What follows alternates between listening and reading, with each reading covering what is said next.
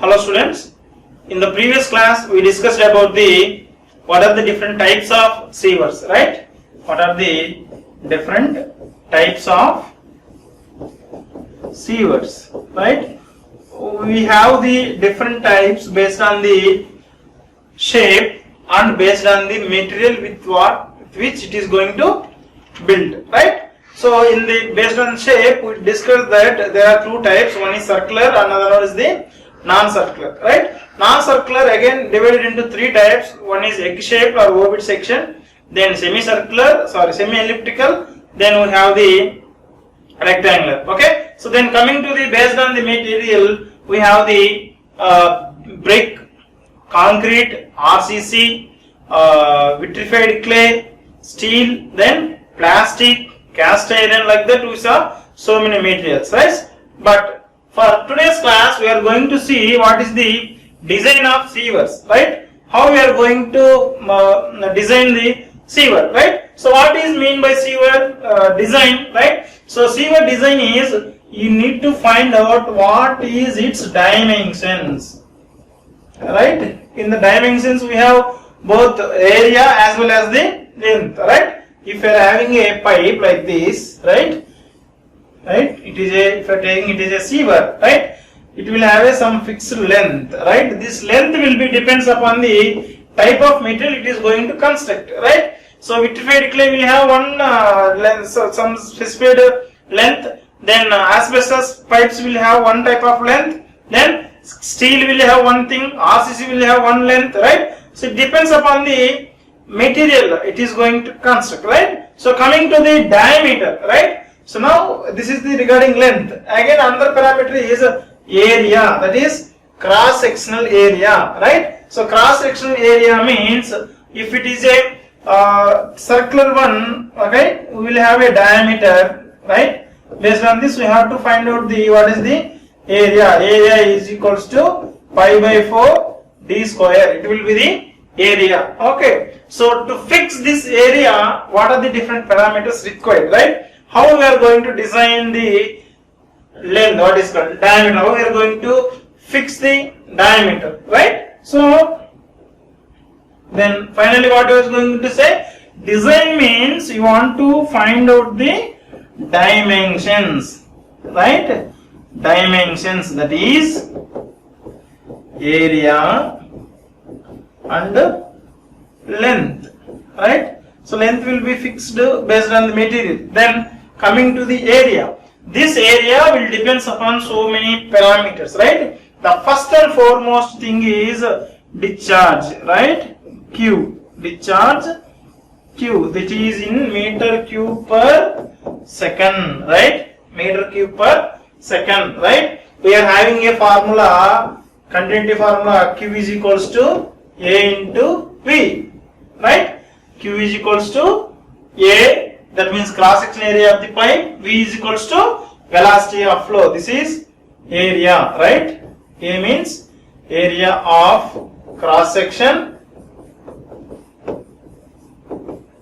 and V is the velocity of flow. Velocity of flow, right? It is in meter per second, right?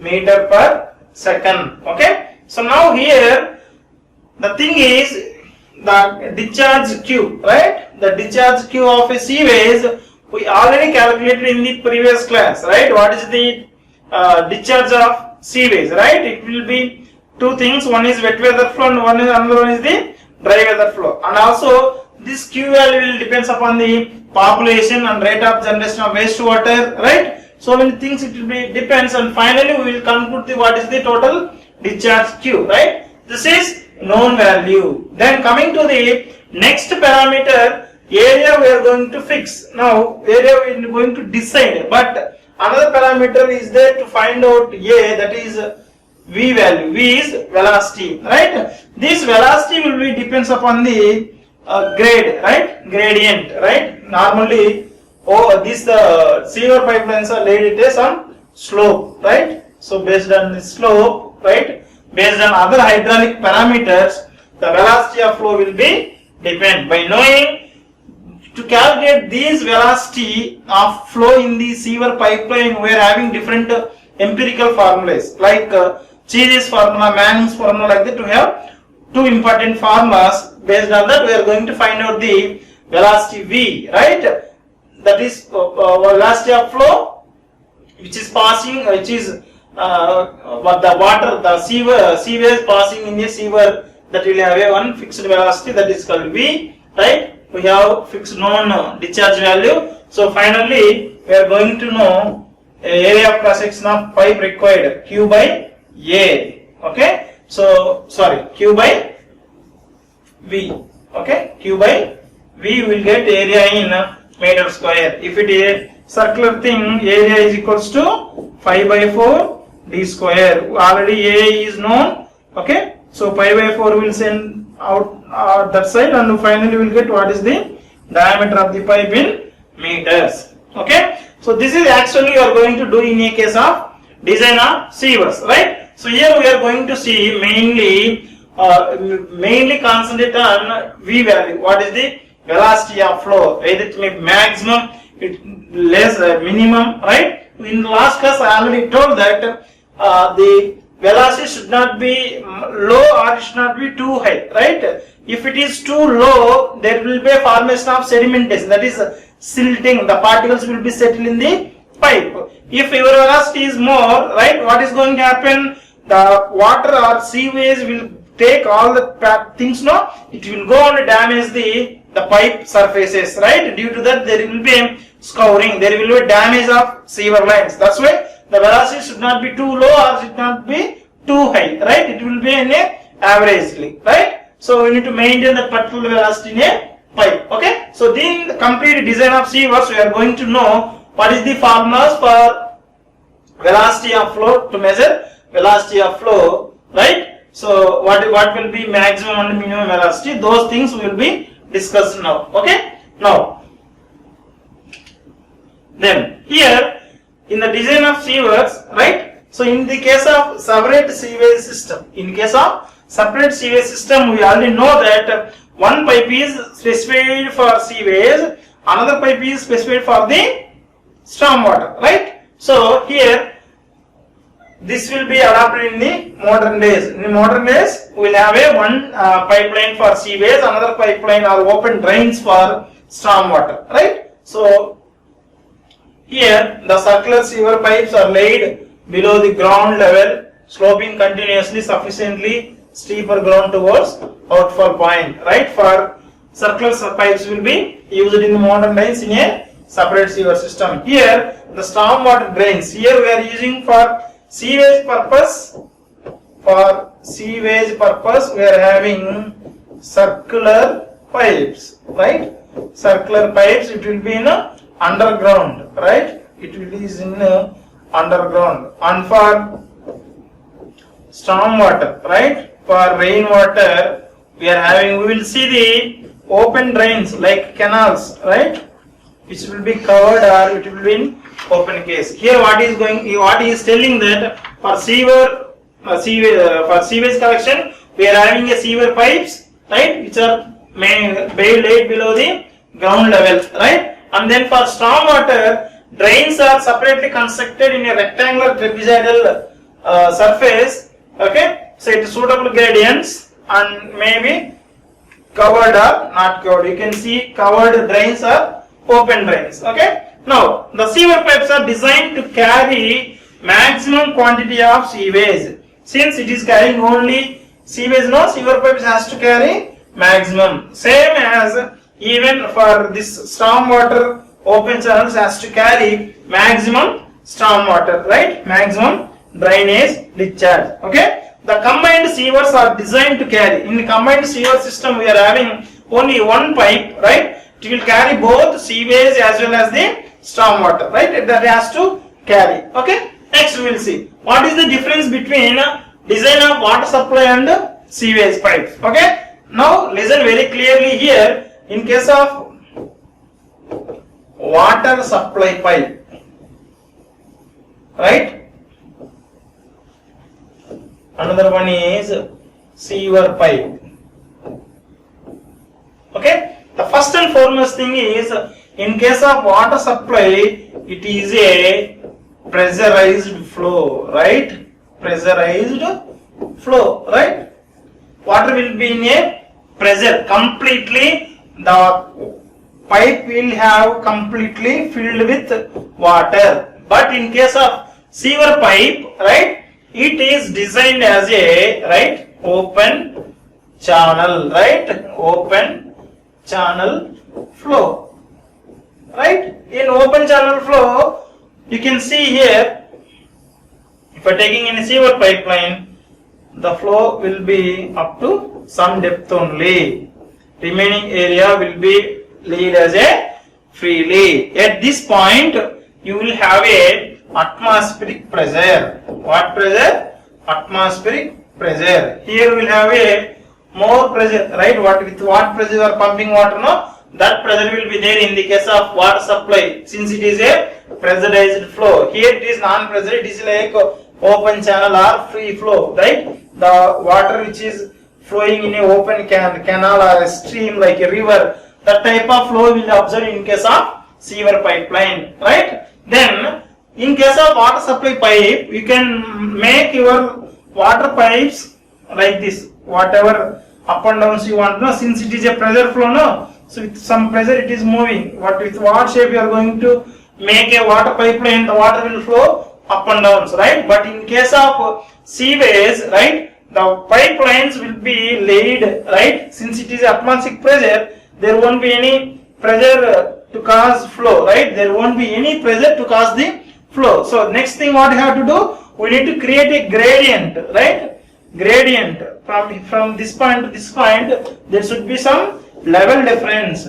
Okay, this level difference is called as the gradient. If we want to making a gradient, then what is going to happen? So the water will be subjected to a gravitational force. Because of this gravitational force, seaways will flow from higher elevation to the lower elevations. That's why already in the last slide we saw that in case of seaways we need to put in a proper gradient, right? So here we can see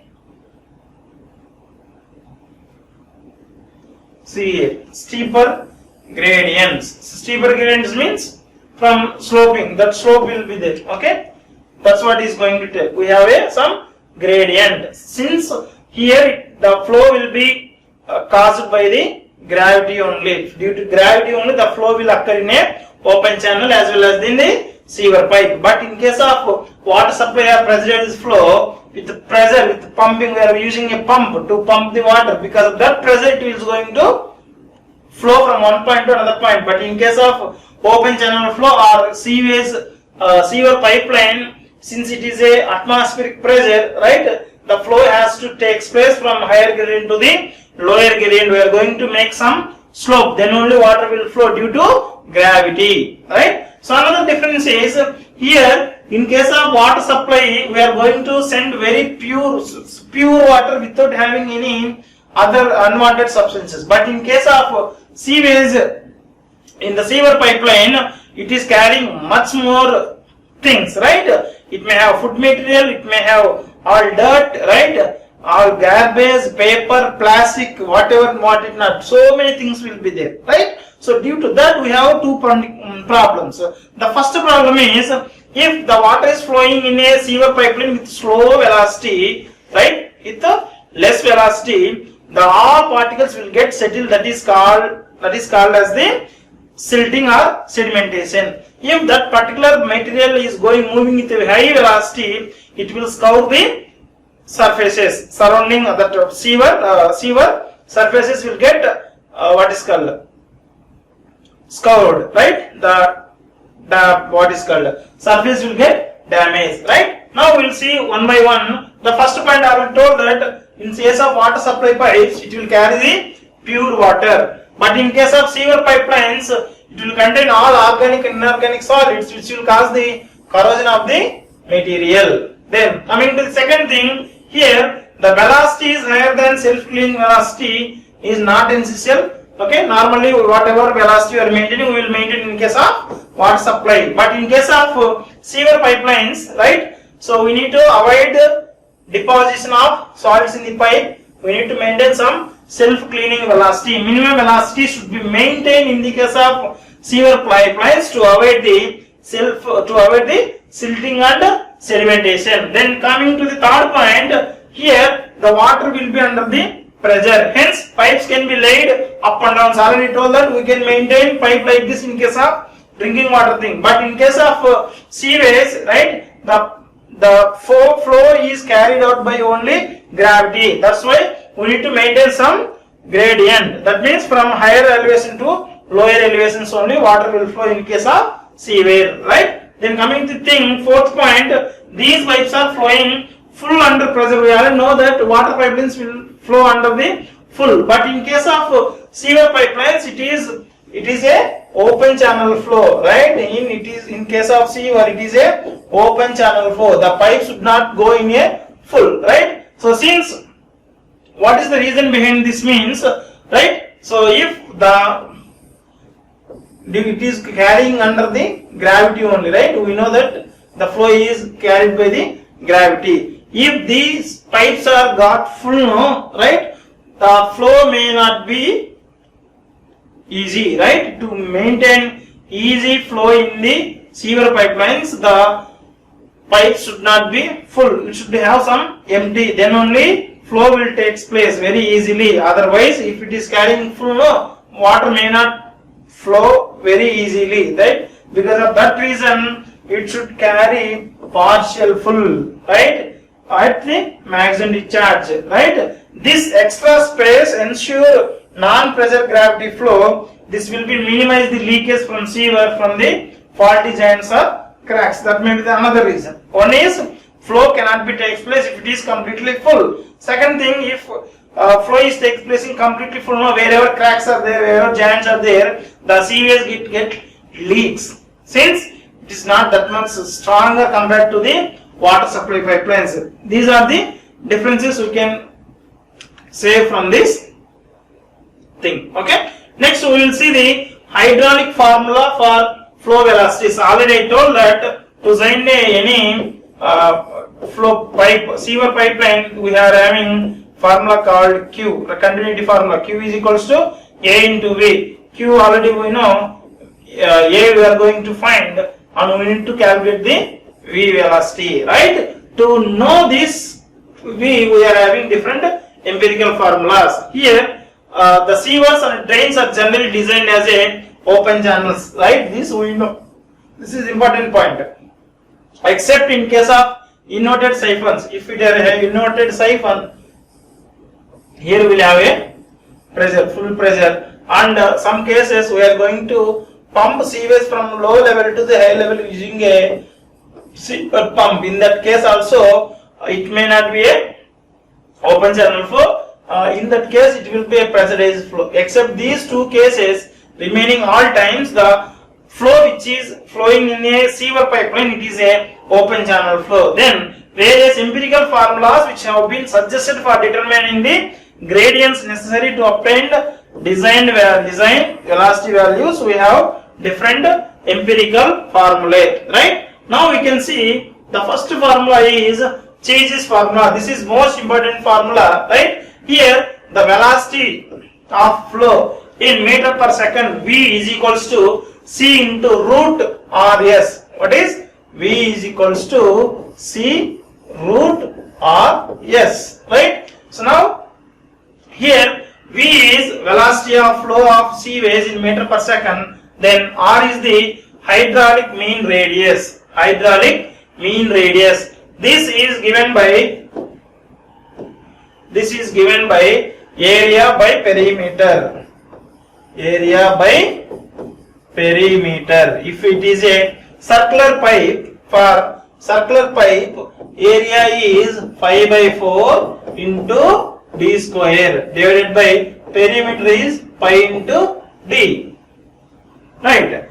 Here pi d will get cancelled. We will get what is the value? D by 4. That's why this value will be equal to d by 4. Then coming to the S is the gradient, right? Here we are having higher gradient from this point to this point. What is the slope, right?